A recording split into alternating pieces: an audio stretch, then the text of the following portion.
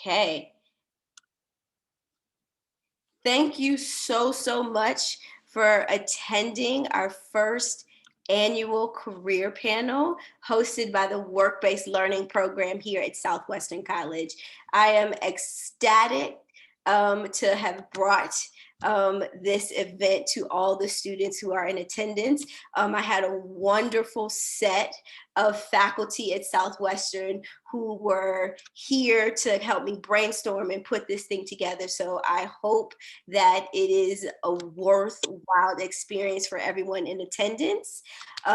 Just a couple of housekeeping things before we get started. Please put yourselves on mute. If you want to put your turn your camera on or turn your camera off, that you're more than welcome to do that. But we are hopefully here to provide you with a wealth of knowledge about all the wonderful career paths that you can take if you choose to get a STEM degree, okay? Right, and so the overall theme of this is what can you do with a STEM degree? We are lucky in the area in which we live to have to be surrounded by so many STEM career fields available. We have a host of companies, many that are going to be represented here, many that are highlighted on your screen, and then we have some other people who do some other alternate career things that you may have actually not considered. So I am excited to introduce a number of people who we've incorporated on our panel that are going to spend some time and talk to you about their career journey, about what they had to do to get them to where they are. And so as we listen to our wonderful panelists, please, if you have any questions, feel free to throw them in the chat. We'll also have some time at the end to take some audience questions. But again, thank you so much for being here. And with our limited time, I just want to kind of jump in and get started. And before I actually introduce the panelists, I do actually want to introduce myself. My name is Dr. Charisse Winston Gray. I am an adjunct biology professor at Southwestern College. I teach biology as well as neuroscience. So I am probably representing what one would consider an academic researcher. So in addition to teaching, I am a neuroscientist. So I do basic research. I study Alzheimer's disease. And one day my goal is to open my own research lab. And I currently work locally here at UCSD as well. And so if you have any questions about taking that traditional route, I'll be here to answer them. But I want to turn this over, as I said, to our lovely panelists. I'll start with Lorena, and she'll just kind of walk you through what her career journey is, and we'll go from there. Okay? Thank you, Charisse. Thank you for inviting me. I'm very excited to be here with everybody. My name is Lorena Villanueva Almanza. I'm originally from Mexico City, and I've been living in the States for the past, it's going to be 6 or 7 years. I can't believe how fast time flies. Well, one of the things that I remember that caused me this existential crisis was to decide what I was going to study. My dad at that point was living in the Baja California Peninsula, and I was thinking or considering studying literature because I've always loved books and writing essays. But when I went to the peninsula, I just fell in love with the place. And many who I know that have visited this place would agree. It's just a place that haunts you throughout your life because it's so beautiful. One of the things that concerned me was that I saw many hotels being built between San Jose del Cabo and Cabo San Lucas, where my dad was living at that point. And so that alerted me that I needed to do something with my life and with my career that was meaningful, not only for me, but for the community that I was just getting to know. And so I enrolled and became a biologist. I studied biology at the National Autonomous University of Mexico, or UNAM. And just because I thought that and it's something that has worked really well for me and for my career, is just having the data to back up my passion for these places that I had gotten to know. And after I did my undergrad, I went on to study a master's degree. But the master's degree, even when it was fulfilling, I did not find that personal connection that would take me back to that original goal that I had in Baja. And so I enrolled for a PhD after working a little while as I would say, a scientific advisor for the Natural History Museum in Mexico City. And so I did my PhD at UCR, the University of California, Riverside. And my project focused on understanding the genetic and morphological differences between two species of palms living in Baja, but also in Southern California. So I felt like I was getting closer to my goal. And at the same time, I was also very interested in doing science communication, and the movement of science communication in the US has been like nothing I had seen in Mexico. And so I decided to take an advantage of that. And I had been working on building my portfolio, but then I went on to do an internship with a AAAS as a mass media fellow last summer. And then that got me the chance to participate or to interview for the job that I currently have, which is I'm academic editor of Botany One. Botany One is a digital magazine run by Annals of Botany, a British company that publishes research about plants and plant science. I think those are my 3 minutes, but I'll answer more questions. Thank you. We'll definitely ask you more questions at the end. So I would like Diana, would you like to go? I know Sergio wanted to go a little bit later. Diana, would you like to tell us about your experience with Amazon? Sure. And thank you for the invitation. And so good to see everyone. Lorena, I know we met before, so hi. So yeah, I'm Diana I'm from Jordan originally. I moved to the US just a little over 2 years ago, but just in terms of my career journey or my STEM journey even before. So I did computer engineering for my undergrad. I was super excited about the impact that technology has on our lives. That was like a little around between 2007 to 2012. So I was still in the Middle East at the time, and the Arab Spring was starting to happen, and it was all sort of sparked by technology. It was like Twitter revolutions in a way. And so I was just like very excited by all of that sort of ecosystem, which drove me to study computer engineering. And then after I finished, right out of university, and that was in University of Jordan, I was a software engineer at Aramex, which is a shopping or a shipping and logistics services company in the Middle East. I worked as a software engineer, which is what I thought I wanted at the time, for a little over 2 years. But then down the road, I just realized that being a software engineer was like building the magic, but it's not really enabling me to define the vision or the things that I thought I wanted to create, like the impact that I was craving to create with technology. And that's when I decided to transition into product management. And so I transitioned into product management at a startup called Souq.com, which was sort of the biggest e-commerce company in the Arab world. And I found product management to be like a balanced career for what I wanted, in that I was very close to science and to building, actual software, which is my STEM engineering background. But then I was also able to define the impact and the business opportunity for in this instance for like e-commerce sellers and consumers in the Middle East, which I thought was super fantastic. And then a little over 3 years down the road, Amazon acquired us, like the startup I worked for. And so we became a part of Amazon.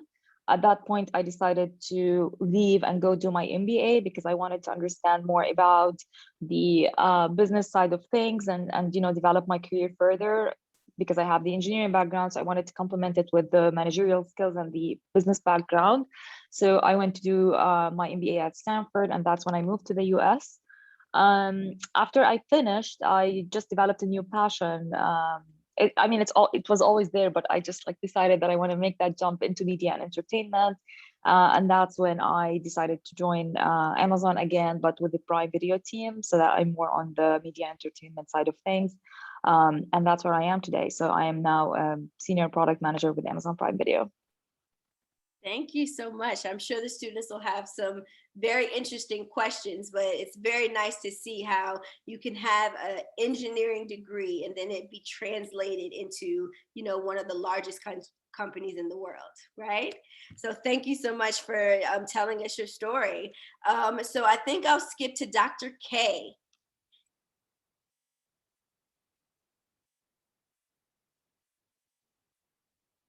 Dr. K, are you ready?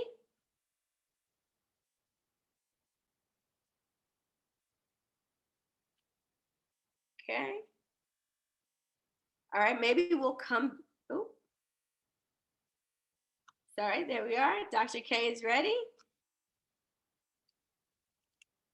Mute. Thank you. I've been teaching now for over 20 years. And before that, I had 11 years of industry experience.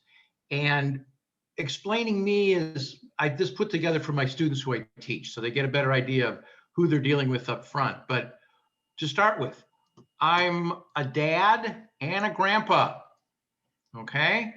To me, that's kind of important. And that's how I teach to students, saying, why am I going to be a hard ass on everybody? Is because I don't want you to screw up the world for my grandkids, okay? Let alone my own children. I do view my students as the future of this planet, which is why I kind of take pride in my teaching. My wife and her passion, horses, okay? My passion, I love fishing when I'm not teaching. And yes, here in California has opened up a whole new world of that. I love traveling. This is kind of cool to see a tree that's over 12 feet in diameter, kind of cool, or 12 feet, yeah, okay. Weather events are always an amazing thing, and I love taking pictures. Here is 16 inches of snow in Wisconsin, something you don't see here in Southern California. Here was a weather event I witnessed with my daughter. It is a thundercloud forming with no wind. Looks kind of ominous, okay? I love cooking. Yes, more cooking. Yes, more cooking. I do a lot of it. And during COVID, I've been doing a whole bunch. So this might interest people. It is crystallized chocolate. If you temper chocolate, you have to go through 5 tempering temperatures. Each one produces a different type of crystal. This is stage 4 chocolate crystals under the microscope at 400 power. It was really cool to watch it happen right in front of us. It was a biochemistry lab we were actually doing on chocolate. So that being said, my career path is, I was in industry. That was what I started in after getting my PhD. I knew back when I was a freshman in high school, I wanted to be a scientist. And at one point, about 15, 20 years ago, my wife's career took off faster than mine did. So I became the trailing spouse, and I didn't mind. And I went into teaching because as an adjunct, I can find work with my background in just about any city I've ever been in. And that's exactly what I've been doing since then. And now we moved to California. I found 2 years ago, or 2.5 years ago, I started teaching at Palomar College and then at Southwestern. And I've enjoyed the teaching at Southwestern. And now I picked up another job at SDSU and at Palomar. And I seem to have an offer almost every semester now. So that's my main thing. In industry, I can recommend that. I worked on the drug you probably see on TV called Humira. I was at the company that developed it before it was called Humira. That was called Protein Design Labs. They were the company that still have, I think, the patent on the product and the process. Kind of fascinating. From that, now, teaching is tough. It does not pay well as an adjunct instructor, as all the adjuncts here will testify to. California actually gives you almost a living wage.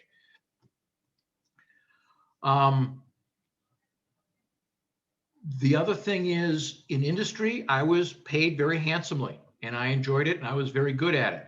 But I think, at least for me, teaching has become kind of my passion because again, I say it over and over. Students are the future of this planet. And that's why I teach now and why I feel it's an obligation. I'm on the end of my career. Yet as a teacher, I hope to be functional for at least another 10, 15, maybe even 20 years until the brain can't keep up. So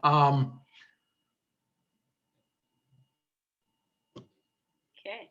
it's unstable. I'm going to switch off my video so that I can have better voice feed. So hopefully I'm not lagging right now. So I guess my question now is to anybody, again, when we get to the questions and answers, please feel free to ask. I can recommend the biotech industry to anybody. It is a growing industry. It's not shrinking, it is expanding. Unfortunately, right now, the education industry is shrinking because of COVID. We're down by 10% for student enrollment. So it's kind of tough as an adjunct when they say we may not be able to offer you teachings come a semester in the future. But industry, I can recommend to everybody. There's more industry out there and they're desperate to get people to come in.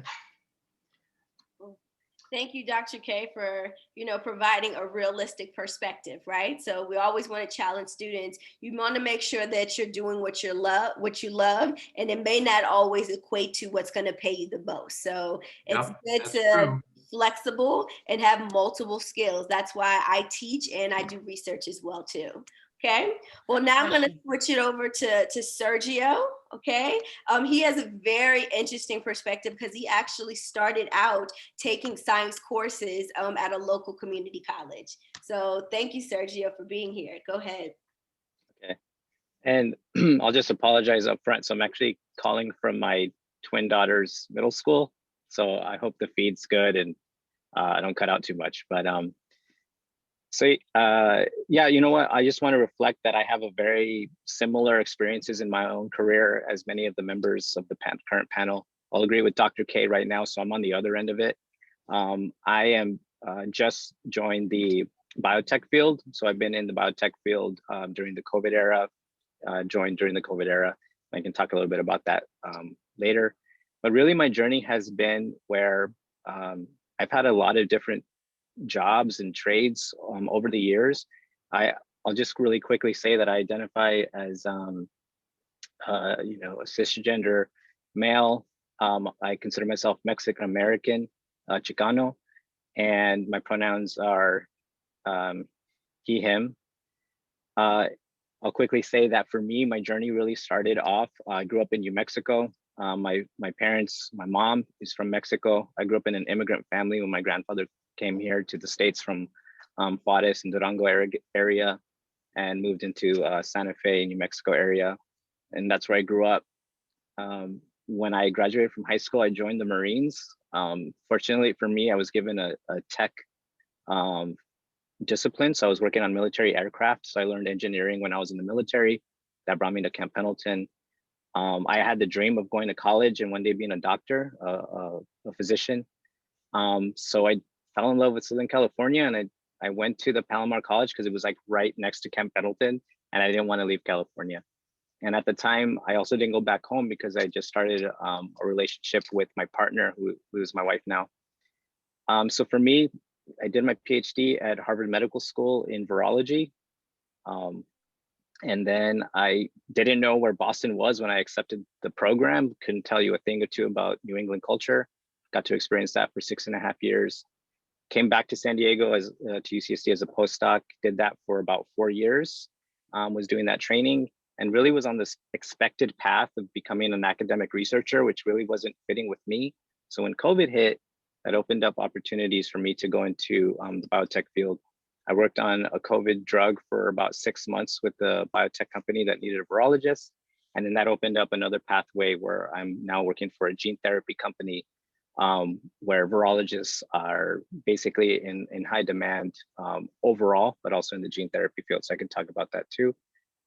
And just to say that I did all of this, my twin daughters were born when I was graduating from college at Cal State San Marcos. So I've done all of this as a parent and as a, as a partner, having to deal with trying to balance my career with my wife's career, and really trying to mark my own path through all of this. And so I'll stop there, and I'll leave it open to everybody else. All right. Thank you, Sergio. And thank you for giving us that perspective. Work-life balance is sometimes hard to achieve, but it's good to know that it can be done, right? So for our last introduction, last but definitely not least, I'm going to turn it over to Samantha, who probably works at one of the best things that I love, which is wine.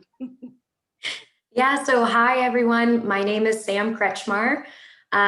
You might notice that the name is kind of familiar. I'm Dr. K's daughter. So I got my degree in chemistry at UC Santa Barbara, and at the spring career fair, I still didn't have a job, like the year I was graduating, and I was trying to decide what I wanted to do with my chemistry degree. But I knew that I didn't want to do research or do anything in academia.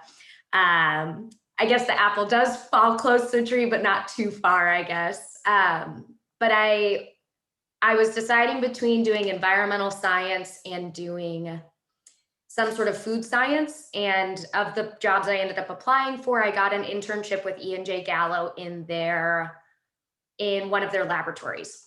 So what I was doing in that role, I was analyzing the wine, making sure that all of the specs, it was within spec and that it was safe to drink, and all of these. It was really cool. I learned way too much about wine real quick right after college, and it was awesome. But I learned that the food science role wasn't really what I wanted to do. And what was so wonderful is E&J Gallo has so many different opportunities that I was able to transition into an environmental health and safety role. So I get to now focus on employee safety as well as environmental regulations, and ensuring that our company and our wineries and our vineyards are able to follow all of the safety and the environmental regulations. So I kind of got best of both worlds. I got to try out one course that I wanted to try, or one path, and then I fell into the other path that I think I just have so much more passion for. So the environmental science, and it's just been such a great experience so far. But yeah, that's me. All right. All right. I'm going to stop sharing. Hopefully everyone can see everyone's faces a little bit more. So I'll just throw it out for a couple of questions for the panelists. Feel free to answer however you see fit. So if you were in the student's position right now, what would be the best advice that you would give them as far as what classes to take? Do you recommend that they volunteer in a certain career field just to try it out? Just what kind of overall advice would you give someone that was once in your position?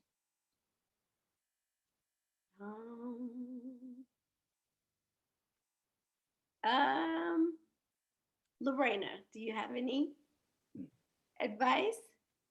Yes, I do have one, and I can see that Dr. K wrote exactly what I immediately thought. One thing that has caught my attention as I'm living in the US is the number of internships that there are, and that was just crucial for landing the job that I currently have. I'm surprised and excited to see so many opportunities out there. I know also that they're very competitive. So my advice, and also like my dream, if I was, I don't know, maybe 10 years younger or 15 years younger, would be to apply to all of them or many of them and just get a sense of all the things that you can do. Because thinking back, I think I enjoyed my degree a lot, but I think it was also very narrow because back in Mexico, internships are not really a thing. So if you see those opportunities coming up, I would suggest prepare as much as you can and apply for those because they look amazing. I might point out that the other side of internships, companies like them also, because they get to try out an employee. And if they like what they see as an intern, they're going to hire you. That's to them, they get to try you out at basically half price and say, hey, we like you or we don't like your work ethic. So they get to try you out at a cheaper rate than full pay, and therefore not have to go through the firing process, because most internships are like 3 months or 6 months. At the end of that, if they like what they see, they're going to give you the job. And if you like the industry, you're like, great, it's a wonderful fit. Thank you. So I have another question. If someone does have a science degree, what other skills do you recommend that a student or a potential employer should have if they're trying to enter into what I would say your specific field? And I imagine that would be a little different for, let's say, Lorena, who's a science writer, versus Sergio, who actually works in biotech and industry. So feel free to answer the question based off of, what's particular for your career, for your field. But what kind of skills do you think the student should have? I'll take a crack at that one. I think maybe just to kind of, so obviously if you're going to go into the biotech field, you're going to have certain hard skills that you're going to learn through your education and your training. So being able to, be a molecular biologist or a neuroscientist and those things are critical. You're going to get that through your education. But the soft skills are also something that you want to keep up. So you want to, as you're progressing through your education, so if you're at Southwestern, but you're going to transfer to a 4-year, and then if you end up going to graduate training and training after that, make sure you're keeping up on your writing skills, your presentation skills, so the ability to present information. And then the other one is like this idea of a team-oriented mindset. So being able to work within a team and function in that way. So those soft skills are really beneficial, especially to the biotech field where you're often working on a team and you're working on projects. I would definitely recommend. And then just real quick, I want to add to the last discussion or the last question. I agree, the internships are key. And for me, I actually received 3, well, so it was 2 scholarships, one when I was actually at Palomar College and then one at Cal State San Marcos. Nothing at Harvard, which was funny. But then one when I was a postdoctoral fellow at UCSD. Each of them were through the NIH, and each of them are what we would call diversity-based, meaning that the purpose of those scholarships, so there's fellowships, was to increase diversity within STEM. And so because I was Mexican American, I qualified for those, and those still exist. And they actually exist at a lot of campuses here in San Diego. San Diego is a very rich place for, especially for the Latinx community to start our STEM careers here. So I know San Diego State has a MARC program where it's a scholarship you can apply to and it'll help you to get into a PhD. Cal State San Marcos has the same thing. UCSD is a little bit behind the curve usually, but they do have programs there. So seek those out because those are extremely beneficial to get through your training stages. And then, yeah, once you're ready for biotech, then the internships become key. Thank you. All right. I do know that Southwestern has a program that if you get in through the STEM sciences, you can actually end up going to SDSU for your final 2 years. Mm-hmm. So that's another thing in terms of, if you're going through that STEM field to finish with the degree, very useful to have that connection between the two. Thank you. So there are lots of different programs that Southwestern offers. Someone threw in the chat mentored pathways, and we have Genesis here who's from Career Services. So she may highlight some of the things that also are available to Southwestern students. Diana actually had a question specifically for you. Many of this in this room actually may have just purely science-based degrees, right? But you took a very unique path and actually went and got an MBA. So I would love if you could expand just a little bit more on that. Like, what was your driving force to do that? Was it necessary? Do you encourage students to get alternate degrees, like have multiple ones? I think that's a wonderful thing for the students to hear. Yeah, sure. I mean, and I think the answer to this question would also answer the first question around what advice or how I reflect on that journey when I was an undergrad or even when I wasn't sure what I wanted to do. I think the main thing I want to say is like make sure to always have options and to increase your options. And I always tell people, just like come at it with an open heart. I would not in any way claim that like 10 years or even probably like 5 years ago, I knew that I wanted to be where I am now, or exactly like do what I am doing right now. But I know that since I was a little child, I've always wanted to like keep my options open and to keep, learning new things or sort of adding to my skill set, which I think is really crucial and is the takeaway I want sort of to convey in this answer. But to your specific question, when I've always been very excited, like by science, as I said, and like the impact that technology had, especially where I lived, and how I saw that it was an opportunity even to like climb the economic ladder in a way, or like this is the economic ladder, and just like get to sort of create a better life for yourself and for others around you.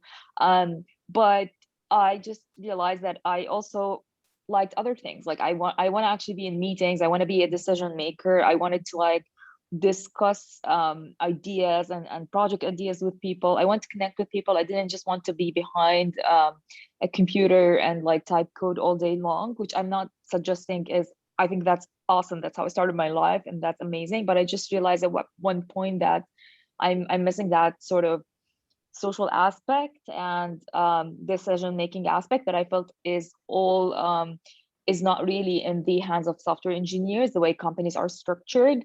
And that's when I realized that I wanted to sort of present myself more for that career jump that I wanted.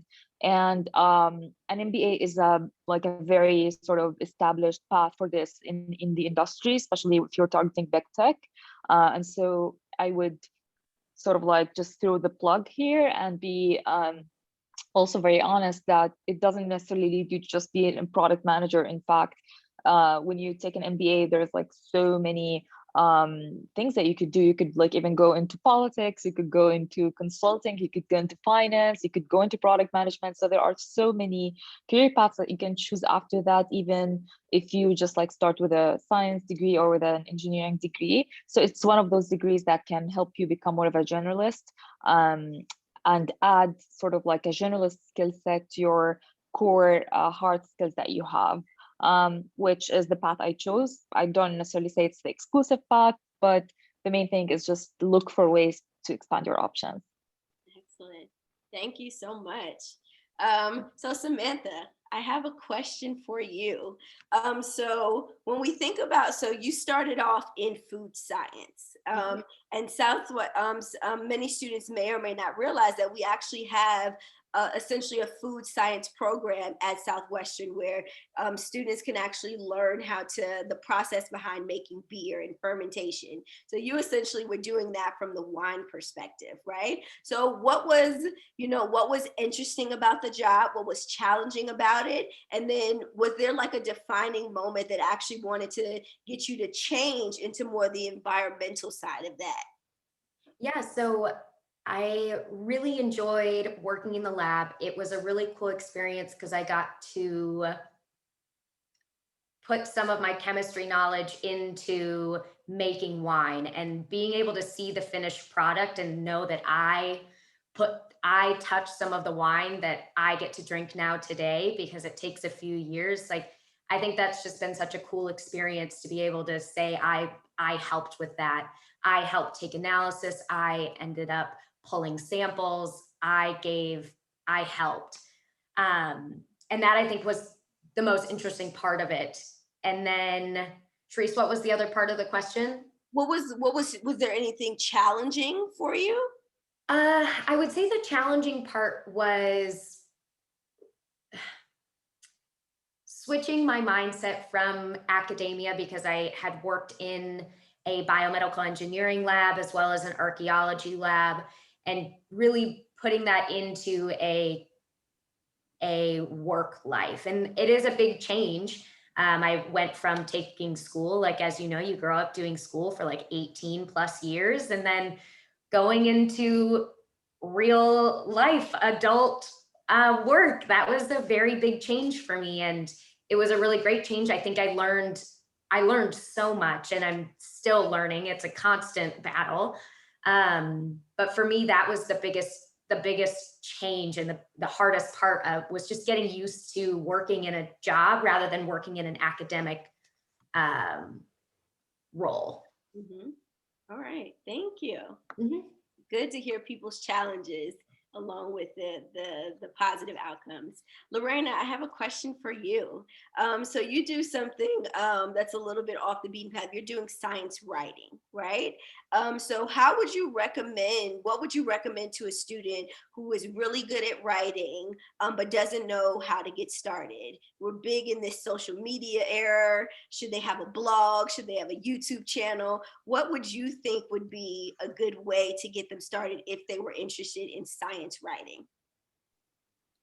Yes, although I love science writing, I'd say that videos are the future. So if you're good at doing videos and you love sharing your knowledge about a specific field in that format, I would encourage you to do that, especially because many of us are still home. So this would be a great chance for you to do that.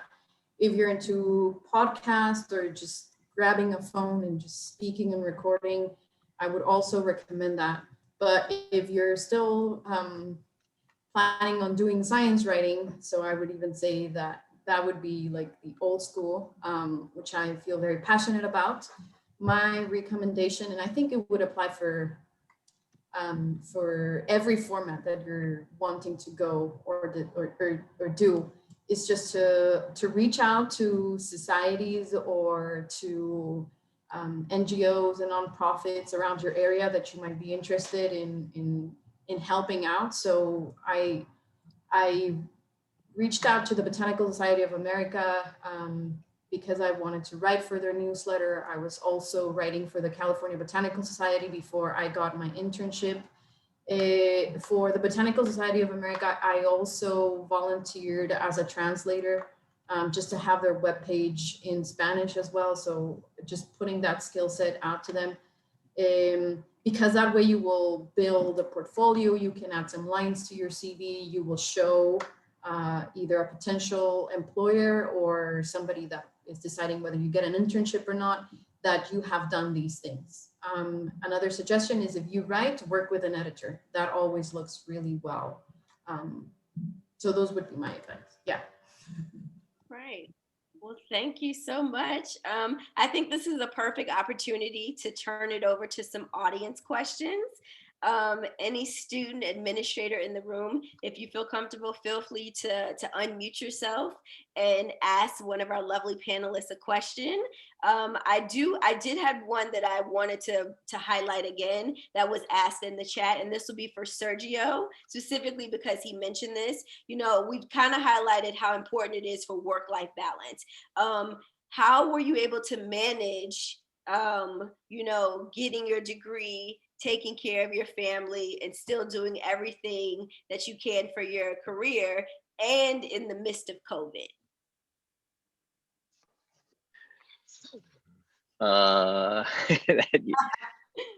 You know, I'll say that, so it was very much a very challenging. I think the key thing for me, I'll try and get my kids. The key thing for me was that I did have a partner who was willing to put their career on hold for the early stages. So when my wife decided to stay home with the kids, that allowed me to keep going. So that was a huge key component of my success. But to kind of add to that, because, you know, often the story kind of ends there. I think one thing that if you are in that situation, that very early on, you do want to really try and balance what is the needs for your own career with any partners that you have. Because now it's kind of starting to turn around where my partner's, you know, my wife's career is starting to now take off. And so I'm kind of having to be in that supportive role with the kids to make sure that I can do that. So that's what I'll say there. That was a huge component of my ability to do that. Would anybody else like to discuss work-life balance in the age of COVID? Anybody else have any advice or coping skills or things that they did? I will admit that teaching it changed dramatically when you do everything in front of a camera now. And I live in the corner of the kitchen instead of being in front of students directly. It really has changed. For lecture courses, it has actually worked out quite well, better than I ever expected, but the labs are unfortunately lacking. And that's the one thing that I think why we need to get back into the classrooms is for the labs specifically, so that the students can actually learn the hands-on techniques. That's the hardest part. Okay. Does anyone in the audience have a question they would like to ask our panelists? I have one. Yes, please. So at some point, did you guys actually have like this sense of like, I don't know, like maybe backing down when you actually like started accumulating this, like a high amount of like college debt from your careers, or was it all just vocal, you're gonna go for it, doesn't matter if I go in debt or so forth? Very real question. Anybody want to address that? How do you manage acquiring debt as we amass these graduate level degrees? Does anybody want to address that?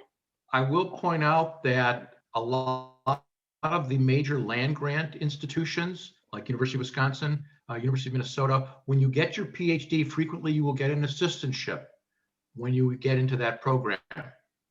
But again, that is mainly in the STEM fields where there is money available for that kind of thing. Physics is another one. I mean, but again, that's part of it. It's who's funding it and where is the money coming from.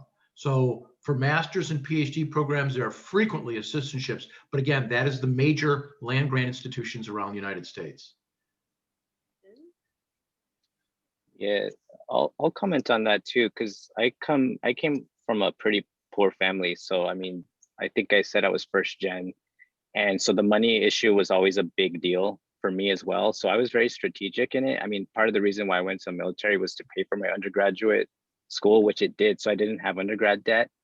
And then those NIH, so the scholarship I got from Palomar College and then from San Marcos, those also paid my tuition. So I left undergrad without any debt. And then even in Harvard, actually, and most, like kind of what Dr. K said, most life science PhD programs do pay you a stipend so you can at least survive, and they pay your tuition. So that's the one advantage of a PhD path versus the clinical medical school path. But that's what I would say. I was like strategic. So I tried to figure out, I know it's more difficult. I'm like thinking about it now because I have middle school kids that are wanting to go to college, but really apply for scholarships. There's a lot of money out there. And if you just apply and apply and apply, you'll land them. And then that'll help you to offset the money. I agree. Lorena, go ahead. I came with a scholarship from Mexico, and I know it doesn't apply, but the UC Mexas, the University of California Mexico initiative, has this scholarship for people that want to do their PhDs in any of the University of California campus. And I think it's jointly with CONACYT still, but I would suggest that to check that out. If you have dual citizenship, that might help. So just throwing out a bit of information in case it's useful.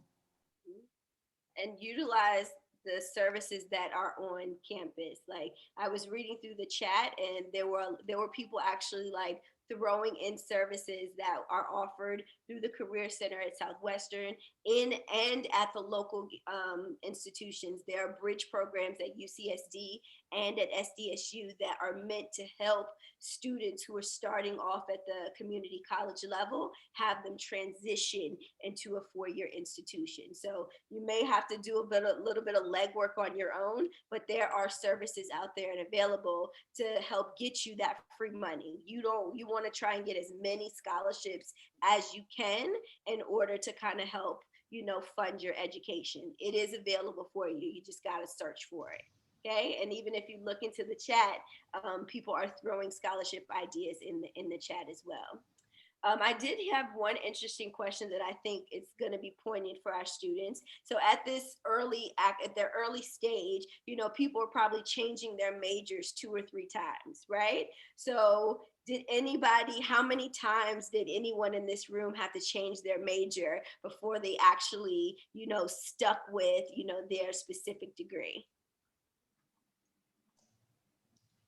so I can speak towards this because it was pretty recent still for me. I graduated in 2017 and I came in thinking maybe I'll do science. I like started down that route, and then I remember calling my family multiple times asking, is this the right route? I looked into doing environmental science. I looked into doing archaeology, and that's why I tried out that research position there. I thought about doing history. I thought about doing just bio instead of chemistry. And then I thought about doing marine bio specifically. So I tried out so many different things. And for me, it was the biggest, how I ended up coming to the decision of doing chemistry was trying classes and trying research opportunities, because I did not have a background in archaeology, but I was able to apply for an internship through it and was able to determine that it was really interesting, but it wasn't my passion. So really trying out and trying classes and talking to professors. Locked up. I locked up. So I would suggest trying different things, asking professors and talking and trying different classes. And it's okay to change your major. That's not a bad thing. Thank you. Anybody else want to speak on that? I think that's a very good point. Try different things and it's okay. I mean, you may want to have a limit on how many times you change your major, right? But if a class seems interesting, and it may not actually fit into what you think you're on that traditional career path, take it anyway, because you never know what inspiration you're gonna get from that. So I think that's a very, very good thing to leave us on. Christina says, how did COVID affect your career perspective? So I think we may have touched a little bit on that. I don't know. Maybe Diane, I think that would be interesting to you. It may not have affected y'all's perspective at all. Do you want to talk about how COVID, clearly open to anyone, but how has COVID altered your life now? Yeah, I think the main thing is I was already recruiting, and I was doing my MBA last year.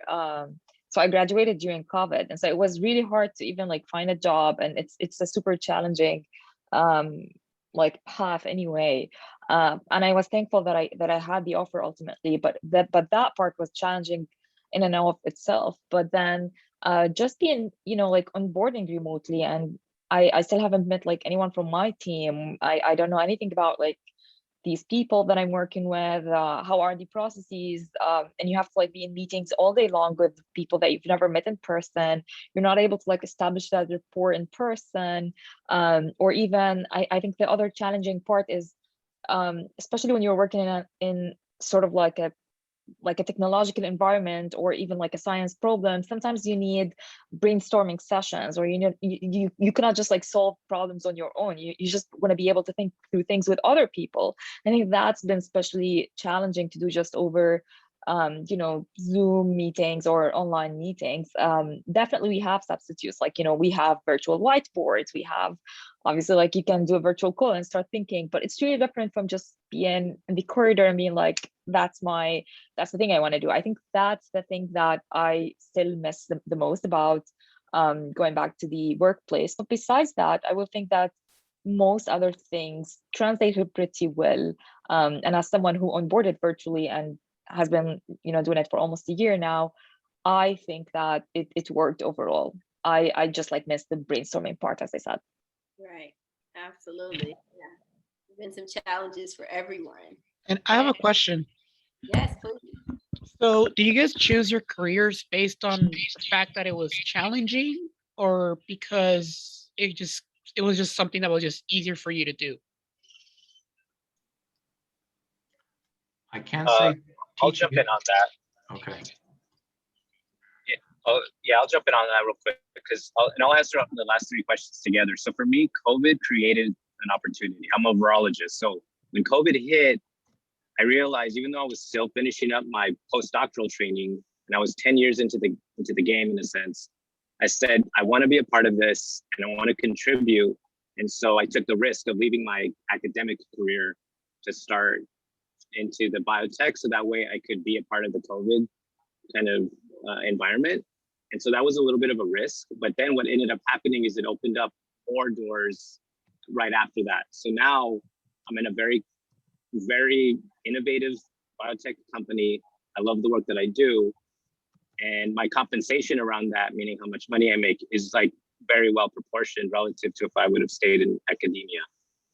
And I think the key word for that is flexibility, because kind of going back to when I was an undergrad, I didn't change my major, but I initially wanted to be a physician, because that's kind of a lot of us when we're first gen, we're like, I want to be a doctor, I want to be a lawyer. And I was like, you know what, I really like this lab stuff though. So that's when I first did the switch from a MD path to the PhD path. And I first started out in avionics, working in planes. So the idea is always to have your goals. I wrote down my goals of what I wanted to do when I was very young. And I said, I want to have a degree, I want to do all these things, but be flexible in how you reach those goals, because there's always opportunities and sometimes you have to just jump and go for them. So that's kind of how I would answer all of those. Thank you. Do we have any last minute thoughts? I apologize. There's so many questions in the chat and we only had such a short amount of time to get to them. Before I turn it over to Genesis at the Career Center, I wanted to personally thank everyone who attended and who participated and who helped pull this event together. This is our very first panel, but we will definitely have more events like this in the future for Southwestern students and whoever else happens to be in attendance, for all the students around San Diego. So a couple of housekeeping things. I imagine if some of the panelists are open to answering some more personal questions, I'll ask them and get their contact information, and I can send that out to you. But in order for me to account for who's here, I have been throwing in the chat a survey that we hope that everyone's able to fill out. If you are looking for extra credit, that is going to be the main way that I'll be able to track attendance and send that out to your faculty, and not unless they're here and they have other ways of doing that. But we also want to hear more from you about what we can do to make this better. If there was something that's missing, if there was a question that you weren't really able to get through, but you really want to know the answer to, please use that space in the survey to fill that out. Okay, I've put it into the chat a couple times, and I will throw it in there again. Please fill that out because that is where, as I said, you'll receive your extra credit and we'll be able to get some really important feedback on what has happened today. So I have a couple more minutes left. I'm going to turn it over to Genesis. And again, thank you so much for being here. Hello, everyone. My name is Genesis. I am the internship job developer here at Southwestern. I want to make sure that you know who I am. You heard a lot from our panelists how crucial gaining experience is to being successful in your field of study. And so I am here to support you in terms of getting experience and figuring out, what internship might work for you. And so I highly encourage you to reach out to me. I'll put my contact information in the chat. But I also wanted to take a moment to share with you an upcoming event. And Murad, feel free to unmute yourself if you want to speak to this as well. Are you all seeing my handshake screen? Is that correct? Okay, thank you. There is an upcoming event, NASA on campus. It's an info session and they're recruiting. So I'll put the handshake link to this event in here so you can RSVP for it. The event will be taking place in Teams, but once you hit register, you'll get all of that information. And there is a pamphlet here that is also associated with it that shares with you all about NASA's career options and how you can get going with NASA. So I want to share that with you, but know that NASA is not the only opportunity that you have available to you. I am in your corner here to support you, and I'll put my contact information into the chat. You can also use Handshake to book appointments with me as well. Our career services and student employment staff are happy to help you in your career journey. And so I just wanted to let you know we're in your corner here to support you, and you're not in this alone. That's it for me, Charisse. Thank you so much. So I have we're at the end. Thank you so much for everyone who's here. As I said, I had the list of the panelists who were here. I will touch base with them to see if it's okay to share their contact information if you have any additional questions. But thank you so much. Have a wonderful Earth Day. Thank you for attending. And please do not forget to complete the survey. All right. Thank you so much. Cool. Quick challenge real quick before we let go. Go create your LinkedIn page and then go and connect with me. A little challenge for you. And maybe I'll be able to help you out in the future. Excellent. All right, thanks. Excellent. Bye. Sign up for a LinkedIn page. Thank you so much, everyone.